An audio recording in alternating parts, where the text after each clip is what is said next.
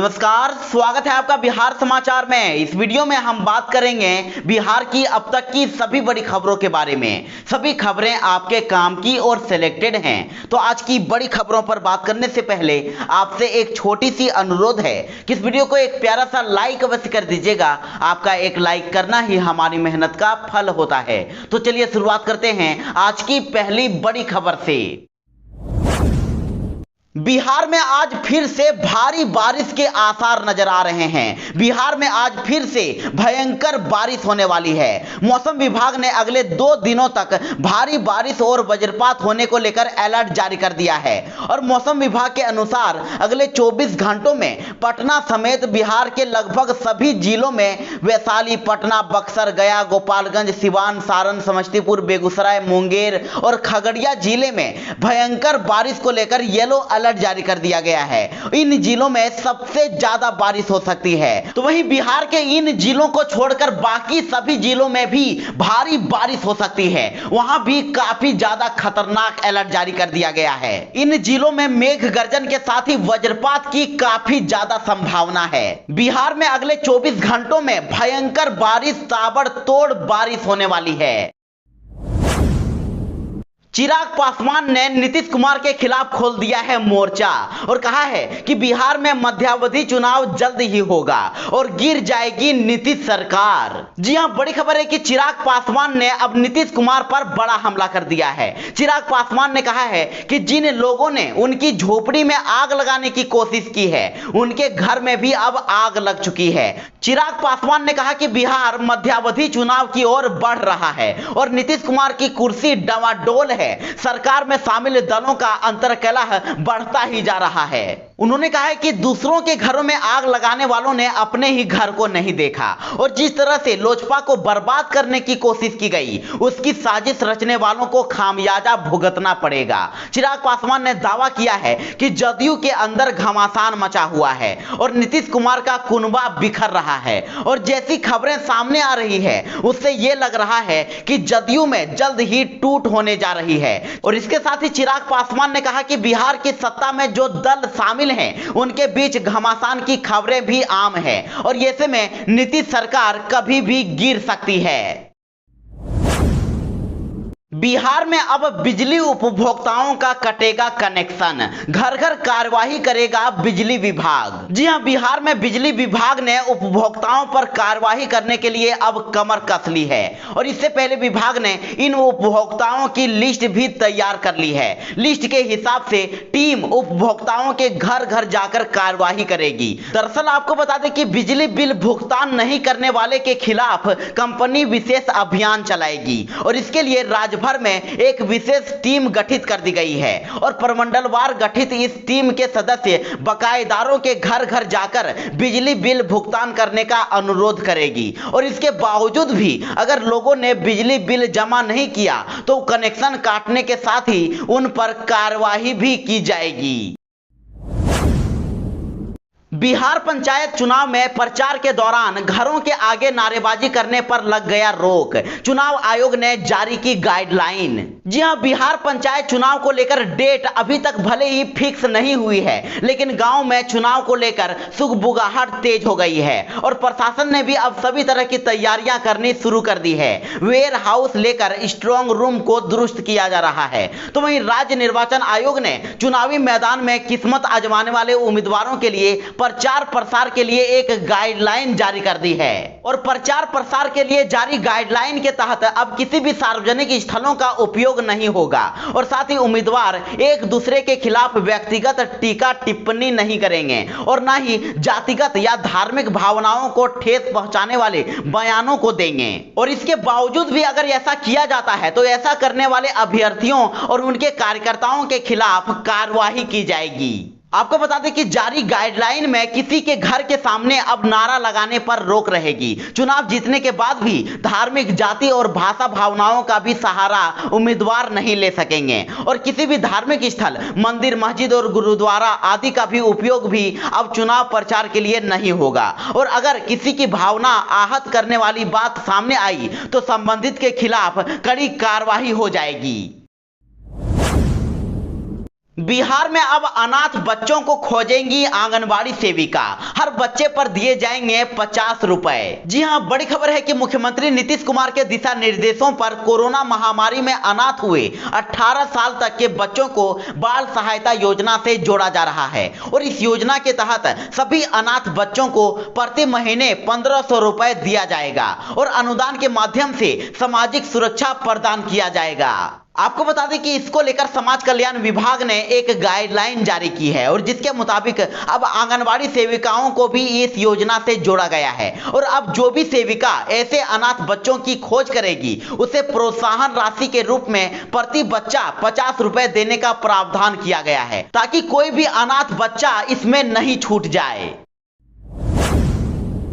जातिगत जनगणना के पक्ष में सीएम नीतीश कुमार ने फिर से उठाई आवाज और कहा कि SC ST के साथ ही OBC को भी गिने सरकार। जी हां, मुख्यमंत्री नीतीश कुमार ने फिर से कहा है कि देश में एक बार जातिगत जनगणना सभी तबकों के विकास के लिए आवश्यक है और किस जिले में, किस इलाके में किस जाति की कितनी संख्या है इससे पता चलेगा। उन्होंने कहा कि SC ST के अलावा अन्य गरीब गुरबा तबका को भी इससे लाभ मिल सके और पता चल सके कि उनकी सही मायने में संख्या कितनी है और संख्या का पता चलेगा तो ही उनके कल्याण के लिए ठीक ढंग से काम हो सकेगा। मुख्यमंत्री नीतीश कुमार ने कहा है कि एक बार फिर से वे आग्रह करेंगे कि जातिगत जनगणना कराई जाए। तो इधर इसके साथ ही बिहार के पूर्व मुख्यमंत्री एवं हम के राष्ट्रीय अध्यक्ष जीतन राम मांझी ने भी अब नीतीश कुमार का समर्थन कर दिया है। उन्होंने कहा कि जातीय जनगणना होनी चाहिए लेकिन सभी जातियों की। उन्होंने ट्वीट करके कहा कि जब देश में सांप, बाघ, बकरी की जनगणना हो सकती है तो फिर सभी जातियों की क्यों नहीं। देश के विकास के लिए जातीय जनगणना जरूरी है। उन्होंने कहा कि पता तो चले कि किसकी कितनी आबादी है और उसे सत्ता में कितनी भागीदारी मिली है।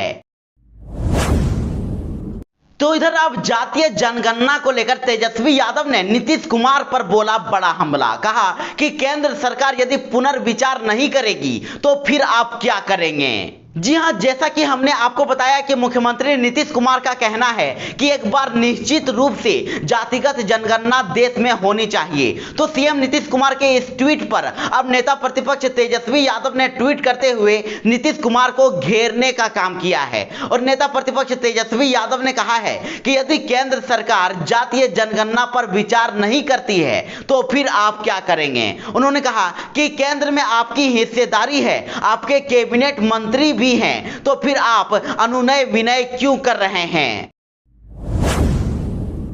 अगली बड़ी खबर है कि समस्तीपुर नाव हादसे में लापता सभी 7 लोगों की मिली लाश। 5 लोगों का शव ग्रामीणों ने खोजा तो 2 NDRF ने निकाला।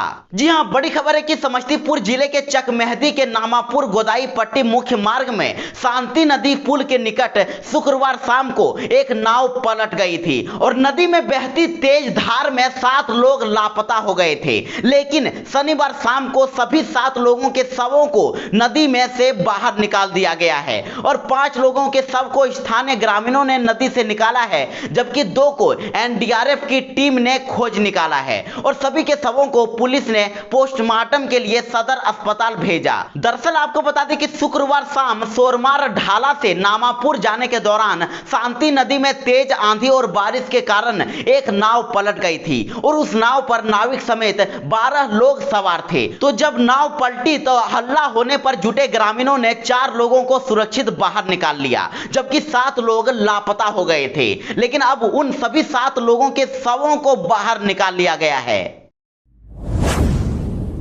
बिहार के पूर्व मुख्यमंत्री जीतन राम मांझी ने कर दिया बड़ा ऐलान।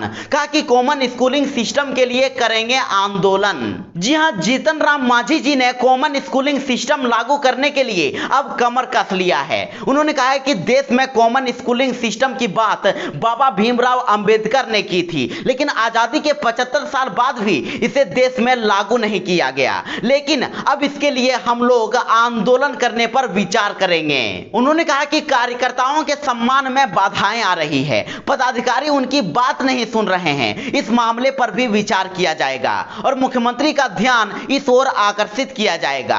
उन्होंने कहा कि कार्यकर्ता किसी भी दल का रीढ़ होता है, उनकी बात को समझना चाहिए। तो वहीं जीतन राम मांझी ने कहा कि पर्ची देकर भूमिहीनों को जमीन दे तो दी जाती है जिस पर नॉन ट्रांसफरेबल लिखा होता है, लेकिन सरकार को इस शब्द को हटाना चाहिए ताकि मुसीबत के वक्त गरीब इस जमीन को भी बेच सके।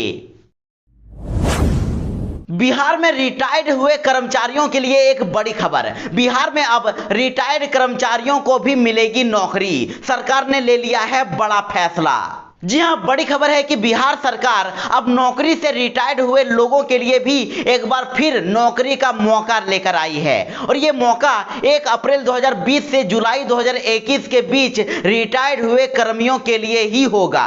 सामान्य प्रशासन विभाग ने इस आशय का संकल्प जारी कर दिया है। आपको बता दें कि बिहार सरकार ने यह तय किया है कि रिटायर्ड कर चुके राजपत्रित और अराजपत्रित कर्मियों की सेवा भी अब अगले 1 साल के लिए संविदा पर ली जा सकेगी और साथ ही संविदा पर नियोजन उसी पद के विरुद्ध किया जाएगा जिस पद से संबंधित सरकारी सेवक रिटायर्ड हुआ है। और यह व्यवस्था सिर्फ एक बार के लिए होगी और साथ ही संबंधित सरकारी सेवक के विरुद्ध कोई आपराधिक या फिर अनुशासनिक कार्यवाही लंबित नहीं होनी चाहिए।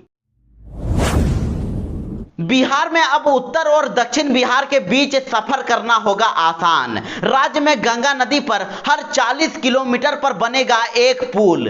जी हां, बिहार में गंगा नदी पर अब प्रत्येक 40 किलोमीटर पर एक पुल बनाने की योजना पर काम हो रहा है और 2025 तक इस योजना को पूरा कर लिया जाएगा और इससे उत्तर और दक्षिण बिहार आने जाने वाले लोगों को आवागमन में सुविधा होगी और उन्हें कम समय में कम दूरी तय करना होगा।